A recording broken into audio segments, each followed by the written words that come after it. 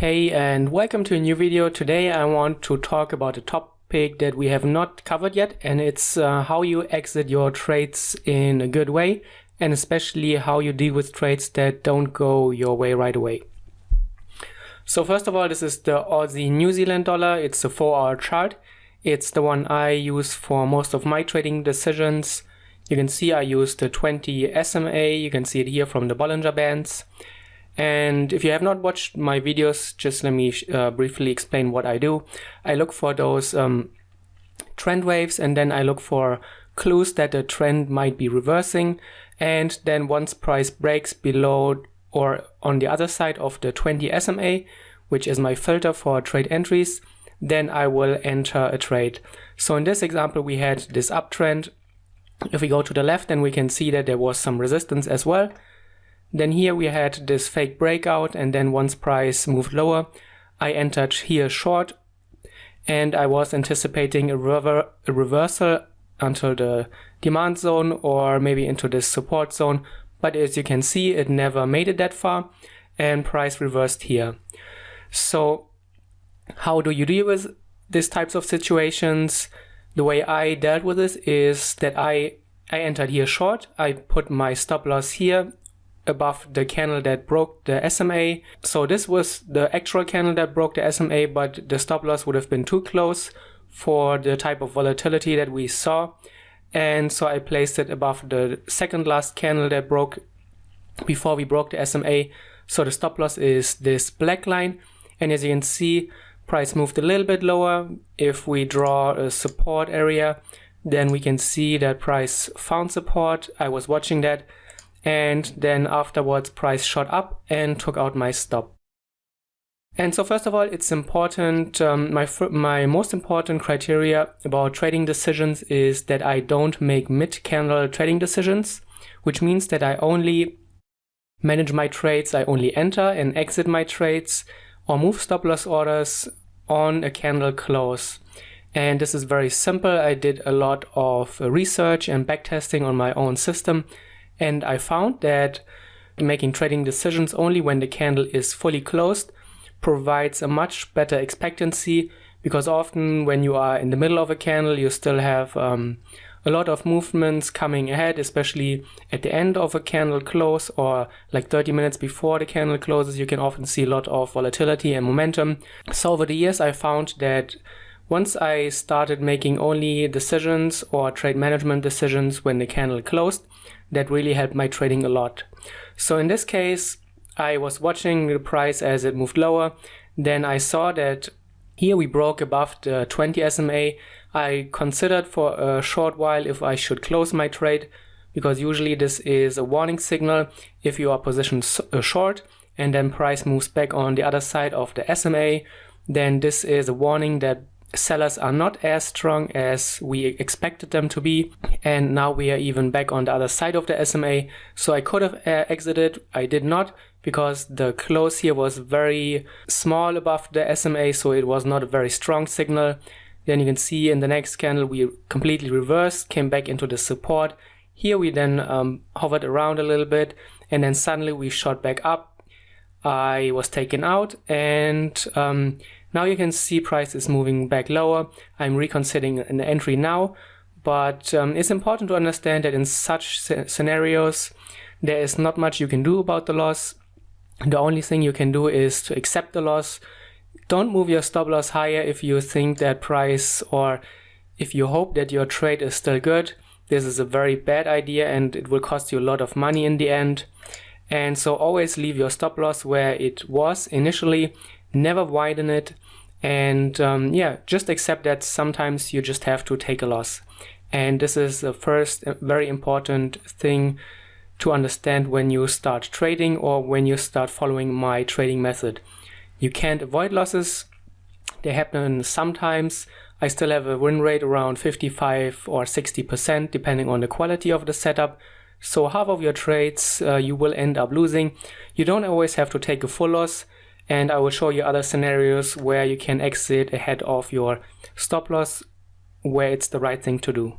So here we had another recent example, the US dollar Japanese yen. It was also a trade of last week we were in this uptrend. Then when we look here, we had this resistance area. I can just briefly mark it. And then price overshot it, and I entered short here after price broke below the SMA again. And then what happened? Price hovered around the SMA. It tried to break it a few times. It tried to move lower a little bit as well, but it never really found any new impulses. So we kept hovering in this very small area. And now today, it's Saturday. I closed the trade before we went into the weekend. So you can see that I pretty much closed it where I opened it. And this is what I call the time stop loss. So always keep in mind what your initial trade idea was. So the idea behind this trade was that we were in this uptrend. Then you can see here it was very strong. Then it became less strong as the angle dropped off. And then here we even had this fake breakout. And you can see that there were not enough buyers to lift price above this resistance. And then even the sellers came in very strongly, drove price lower. And after this red candle, we thought, okay, now this is the time that the sellers are taking control. We could see a potential reversal to the downside. But then what happened? Our trade idea was not confirmed. Price did not move lower, and it just hovered around the entry price. So the market did not agree with our trade idea. Here was the initial stop loss, well above the SMA, just above this bar that broke the 20 SMA. And so in such a scenario, you don't stay in longer. Even I could have probably exited a little bit earlier because, as you can see, not a lot happened. And it would have been likely that price also just spiked up like what we saw on the Aussie New Zealand before. So I probably stayed a little bit in the trade too long. In such cases, you don't have to stay in the trade. At some point, it becomes a gamble as well, because markets are actually not agreeing with your trade idea. So in such a case, you can get out for break even, no harm done. You don't have to take a big loss or even a full loss, but also you don't stay in the trade and then hope it moves lower. What you can do is after you exit your trade, you can draw here your support area, which is very obvious. And then once price actually finds more sellers, then you can consider a new sell entry once price moves below this area. But again, this is a very common situation where you have the nice trend, then the very good textbook entry scenario, but then just no follow through happens. And in such cases, you just have to be quick on the exit. Don't stay in the trade and don't try to hope for a favorable outcome. Just pull the plug and move on. And here the last example, the New Zealand dollar, US dollar as well for our chart. You can see very similar pattern. We were in this 1, 2, 3 wave uptrend. Then here price then started to move lower. It broke the 20 SMA, the first time it did so during this uptrend. And then what happened again? We saw some consolidation below the 20 SMA before we then sold off. And after we moved lower, you can also see there was some type of support, although it was not as obvious. Here is a little demand zone. So what happened afterwards is that price started to find new buyers. We moved higher.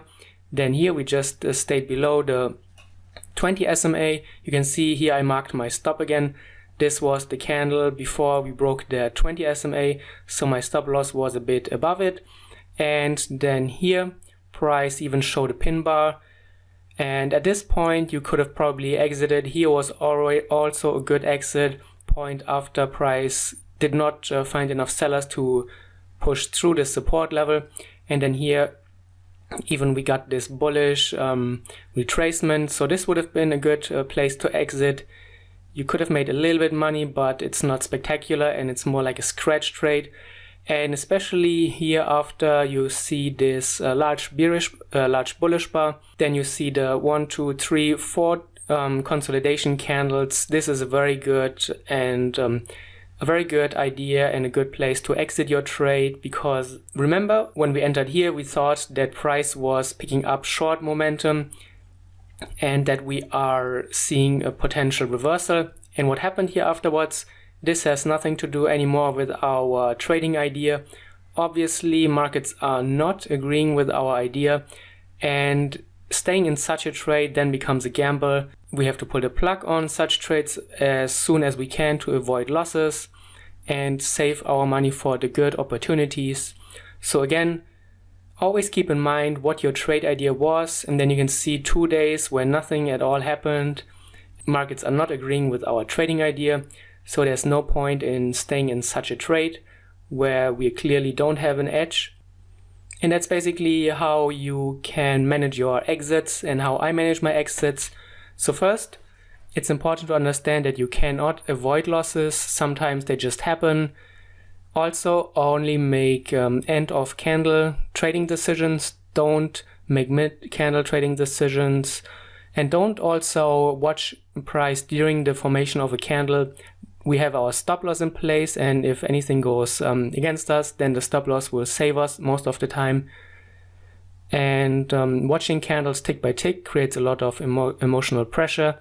And just when you remove that temptation to stare at charts all day long, this can already make a big difference in your trading. And finally, always keep in mind that your trade is a hypothesis that you want to test. And when the market is not agreeing with your trade or with your trade idea, then exit, save your money for the good opportunities, and don't stay in a trade that is not working out too long, because it becomes a gamble, and often traders just stay in trades because they are hoping that something will happen and they can end up making money. And I hope this helps. If you have any questions, again, just leave a comment, give me a thumbs up on YouTube, share my video, and I look forward to hearing from you soon.